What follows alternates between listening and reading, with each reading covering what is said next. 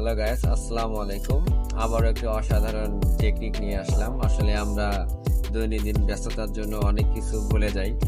তো আসলে আজকে আমরা দেখাবো কিভাবে একটা দাঁতের মাজন আনবক্সিং করতে হয় বা মোড়ক উন্মোচন করতে হয়। এটার জন্য একটা লাগবে কাঠার। আমি এন্টি কাটার নিয়েছি, এটা খুবই ধারালো। এর সামান্য মাথা দিয়ে আমরা প্রথমে এটা আর কি যে সম্মুখ অংশ, সেখান থেকে সেটাকে আমরা অল্প একটু কেটে নিব। কেটে নেওয়ার পর এখান থেকে একটু টান দিয়ে আমরা এটাকে একটু খুলে ফেলবো। খুলে ফেলা শেষে এটা আমরা একটা নির্দিষ্ট জায়গায় রাখবো। তারপর এটা আমাদের আনবক্সিং হয়ে গেল।